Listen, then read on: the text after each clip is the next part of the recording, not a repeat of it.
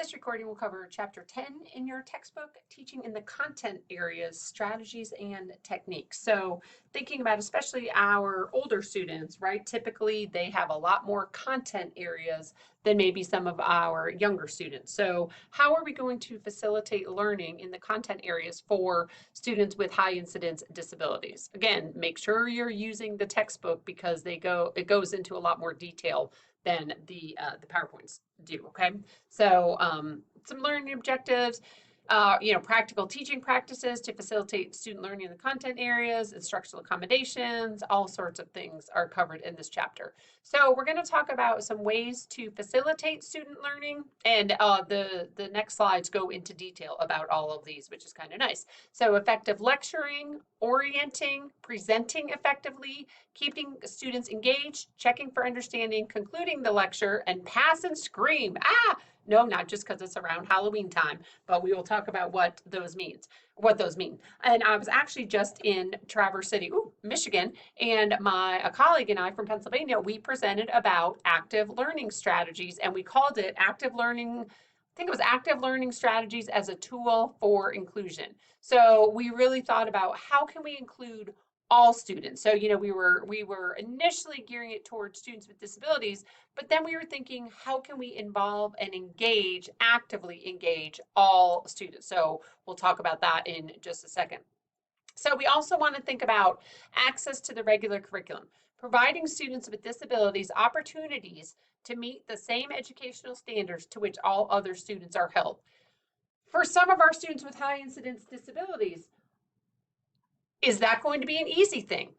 No, not necessarily, right? They have some significant challenges. So we need to think about what does the quote regular curriculum look like for students with disabilities, and more importantly, how do they access the curriculum? We want them to be exposed to the same content and the same standards to a degree, but typically with modifications or accommodations or something like that, and we'll talk about that, okay? So some ways to facilitate student learning in the content areas: effective lecturing. Orient learners to the lesson topics and goals. Today, we're going to talk about use effective presentation skills. Okay, so don't just lecture for 27 minutes and 27 hours. Think about ways to keep them actively engaged, especially for these particular learners. Engage learners in the learning process, and then also check for understanding. Any method that incorporates asking students to demonstrate what they have learned during lecture pauses. Okay, so there are multiple ways that you can check for understanding. Okay, so make sure you're looking into the textbook for some ideas there.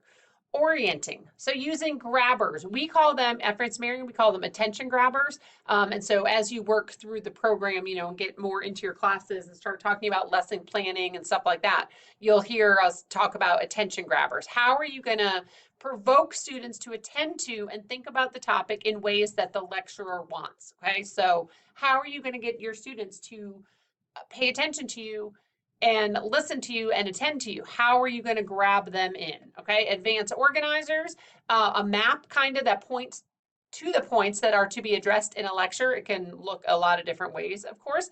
And then key questions. Questions provided before a lecture that suggest what the students should be thinking about during the lesson. It should provoke synthesis of lecture information with the listener's knowledge.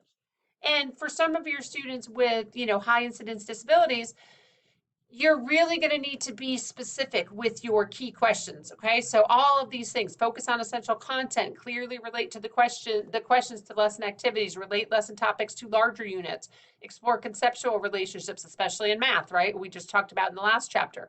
Use questions that help monitor students' progress and motivate students. Let students generate some questions. But for these students, you're not going to want to overwhelm them. So don't give them 20 key questions at the beginning of the lesson or the lecture, because guess what? That is way too much. Maybe give them a question or two, right? Start small, okay? And then you can kind of work your way up, but you don't want to overwhelm, especially these students.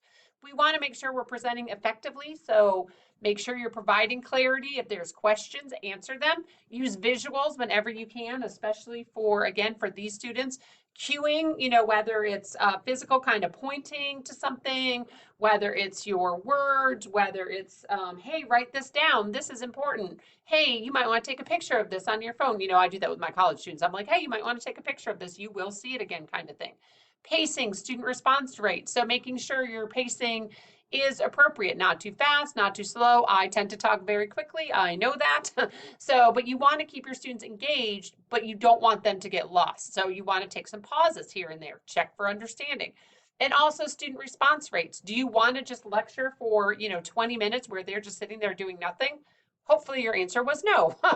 We want to get students responding. We want to get students engaged and keeping them engaged. Okay, so ensure that they interact with the content, using things like, what is it, poll anywhere or poll everywhere. I always forget.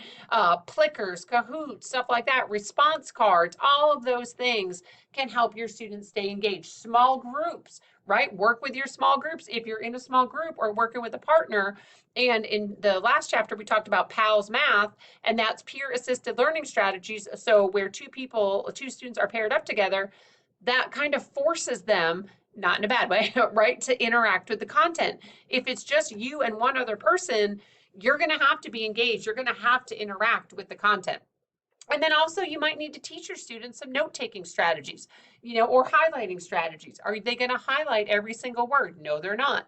Maybe you want to start off with some guided notes. I think we talked about this in another chapter. For some of your students, they might be able to look at the board and say, okay, that word needs to go here in my notes. Then they could translate from the board to their notebook in front of them. Some of your students, they might need the content right in front of them. So they're only kind of going from, the content on one side of their computer or on their desk or whatever to their notes on the other side. Okay, so that really comes down to knowing your students.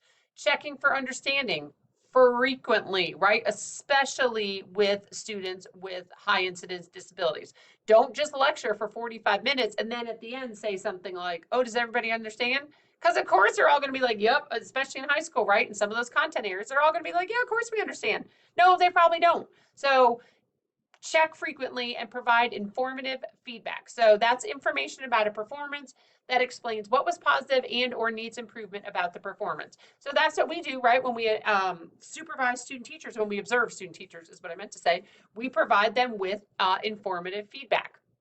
Okay, so concluding the lesson, maybe provide them with a post organizer. So we talked about providing a pre-organizer or those key questions at the beginning, but also do something at the end. So a post organizer is a summary of the key points of a lecture presented at the end of the lecture. It reminds students of how the topic related to things they already knew about and predicts future uses of the information. So here we also call that closure, lesson closure with student involvement. So you want to think about how can you involve students in the closure of your lesson? And again, not just, oh, did everybody learn something in math? Yes, okay, great, let's move on. No, no, no, be specific. All right, and then pass and scream. I actually had not heard of these before, these acronyms or these strategies. Prioritize objectives, adapt, use systematic instruction, and that's that direct and explicit instruction that we especially talked about in the math chapter, and systematic evaluation procedures. And then I'm assuming that's path. I don't mean I'm assuming, sorry. And then scream, structure. So thinking about the structure of your lesson, clarity. How are we going to keep it clear? Redundancy. So kind of don't waste time repeating the same thing over and over. While we do want to revisit topics often, right? We're not just going to teach it once and be done. We don't want to just say the same thing 27 times in the exact same way, because that's not really going to get any change. Enthusiasm. One of my student teachers currently is working on this. They sound bored and sometimes mad when they're teaching. And I said, that might be your personality, but in this classroom, woohoo, you have got to think you are teaching the greatest, you are passing on the greatest slice of knowledge to your students ever. Tell them bad jokes, right? That's what my math jokes are for. I know they're bad, but it makes it look like I think math is great, which I actually really do. But, sometimes you might have to pretend a little bit. And again, appropriate pace and maximized engagement. Okay, so that is pass and scream. Okay. Some other ways to help students make sense of lesson content enhancement. So thinking about the concept mastery routine. Okay, how are we going to determine if they have mastered this particular concept. What else, what can we do? Well, there's some concept diagrams, there's Frayer models, there's all sorts of things you can use for content enhancement. And as you, again, as you get further into your program here, you will hear more about some of those things, especially in classes with me, because I know I talk about those things in some of your other classes, but make sure, again, make sure you're using your textbook to get more details. Other content enhancement routines, what else can you do? And then some other lesson formats. So again, kind of figuring out what works best for you and your students.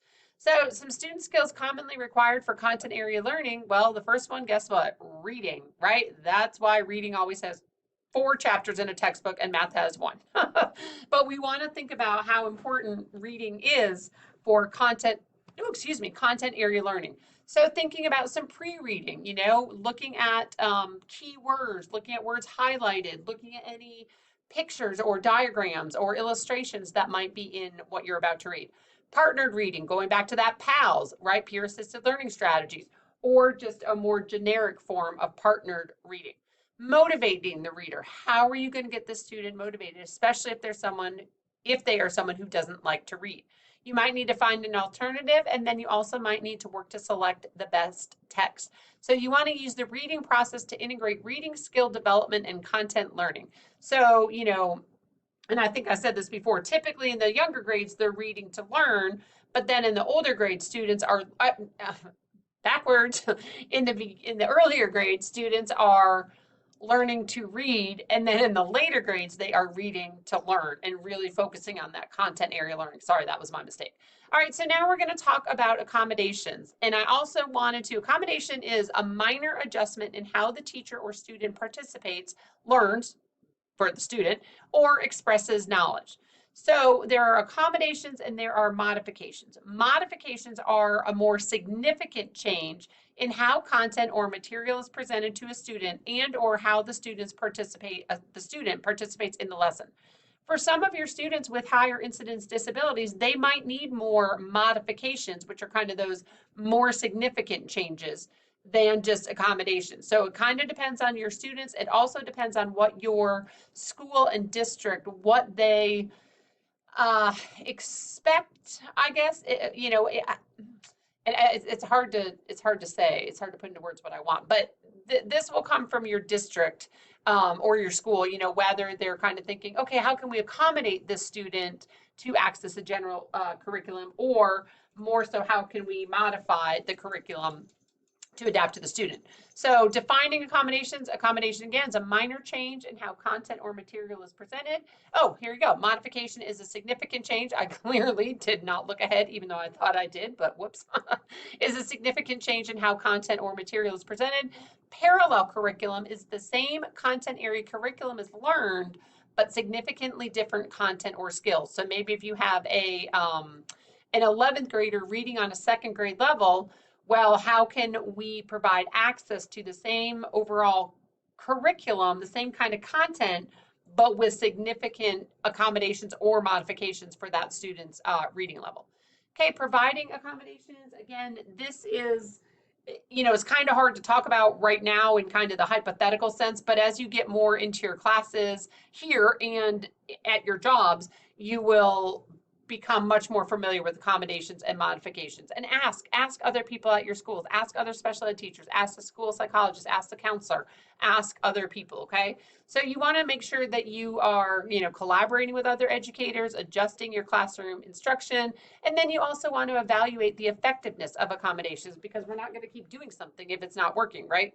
So I'm assuming your textbook talks about these types of accommodations: presentation, response accommodations, setting accommodations, and timing and scheduling. So make sure you're going into your textbook to get more about each of those types of accommodations. And then providing accommodations continued, thinking about that lesson integrity. So an accommodation cannot significantly alter the learning standard or method of performance and must remain true to the lesson topic. Modification would be more significant changes, right? But accommodation needs to stay pretty similar. And student appropriateness, accommodations provided match what the student needs and the student can benefit from. And are you able to manage the accommodations? Okay, so that is it for chapter 10. I only have 6 seconds left. I will see you back for chapter 11.